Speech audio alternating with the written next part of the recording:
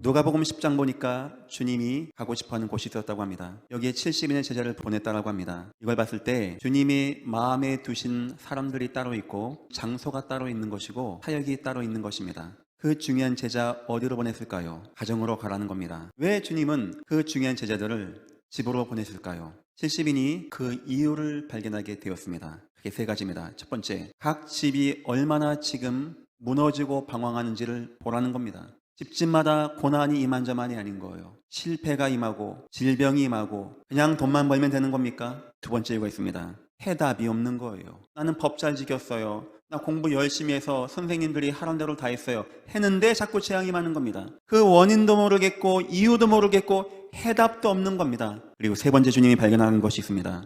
여기서 평안을 한번 빌어보라는 겁니다. 내 이름을 한번 말해보라는 겁니다. 놀라운 거예요.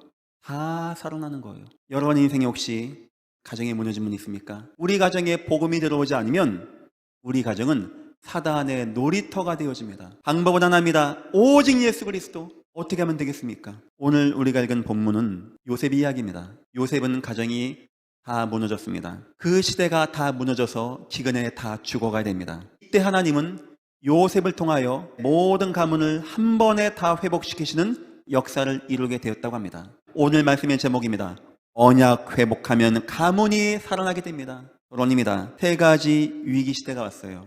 이 세 가지 문제가 오게 된 이유는 이 시대가 복음을 잃어버렸기 때문입니다. 구약에는 장차 오실 메시아, 신약에는 이 땅에 오신 그리스도. 성경은 그거 하나 얘기하고 있습니다. 이것을 받은 세상이 재미가 없는 거예요. 마치 돼지에게 귀한 진주를 준 겁니다. 자기가 지금 먹고 있는 특정물만 못한 진주를 준 겁니다. 이거 먹는다고 진주를 밟아버립니다. 주님이 이 땅에 대하여 하신 말씀이에요. 전 처음에 오해했어요. 이 땅이 복음을 빼앗겼다고 오해했어요. 나중엔 제 생각이 바뀌었습니다. 이 땅이 우리가 무관심한 거였다. 근데 요즘에는 더 틀려요. 우리가 이 땅이 그 복음을 버려버린 것 같아요. 첫 번째, 교회 위기의 시대.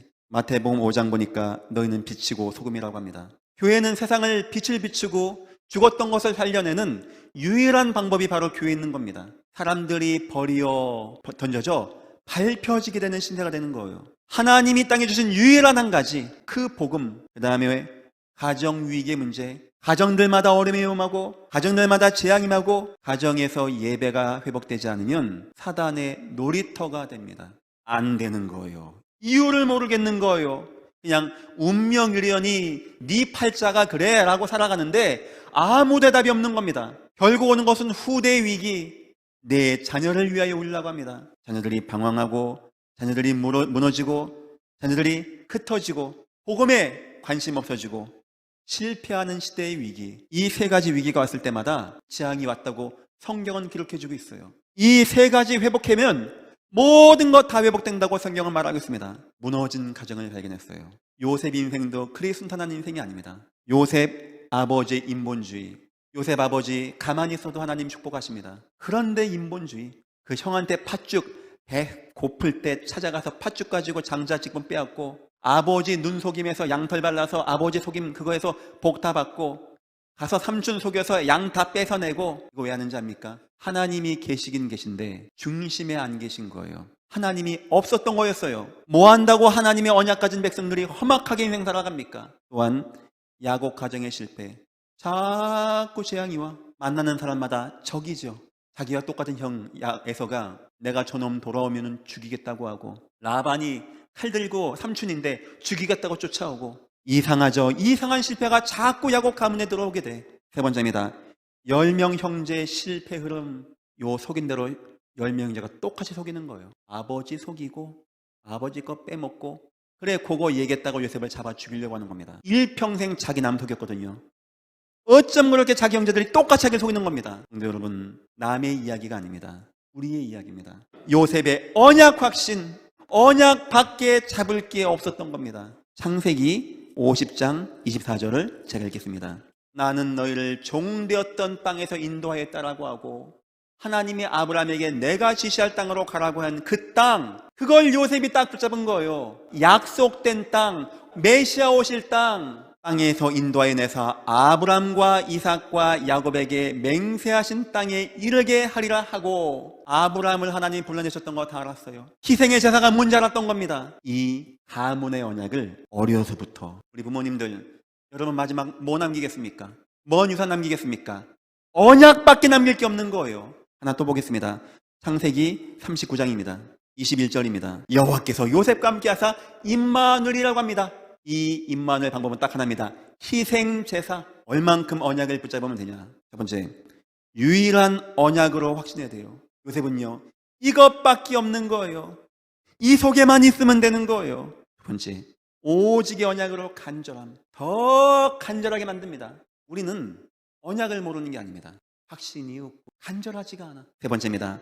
영원한 언약으로의 견고함. 자, 네 인생이 이제부터 노예야. 자, 네 인생 이제 끌려간 인생이야. 너 그래도 이 언약 붙잡을 거야.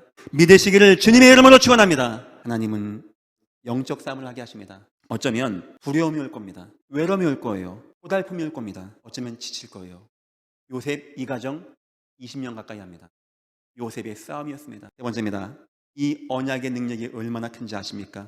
첫 번째, 영적 흐름을 막는 힘. 이상하죠? 시대가 영적 흐름 가운데 매여서 죽어가게 되어지고 이게 요셉에게는 임하지 않는 거예요. 내 남편, 내 자녀 이상하다, 아내 이상하다 할 때 걱정하지 마시고 자녀에게 언약을 놓으세요. 자녀에게. 언약이 내 자녀를 막아줍니다. 언약만이 내 자녀를 막아주는 거예요. 언약이면 다 되는 겁니다. 두 번째입니다. 상처를 이기는 힘. 세상에 얼마나 상처가 많습니까? 우리 깨끗한 자녀들이 이 땅 나가서 상처 많이 받을까요, 말을까요? 중요한 건 어떤 상처가 오든지 내 자녀가 상처를 안 받게 하면 되는 거예요. 세 번째입니다. 가장 성공하는 거, 이게 세상 좋아하는 거죠. 모든 민족을 다 움직이는 총리고 바로왕의 아비가 되어질 만큼의 총리가 되었다고 합니다. 왜 하나님은 요셉에게 그렇게 특혜를 줍니까? 언약, 그 확신, 그 갈급함, 그 믿음. 당신들이 나를 이곳에 팔았다고 해서 근심하지 마시고 한탄하지 마십시오. 하나님이 큰 구원으로 당신들의 생명을 보존하고 큰 구원, 후손을 세상에 주시려고 우리 후손으로 살리게 하시기 위하여 나를 당신들보다 먼저 보내셨나이다.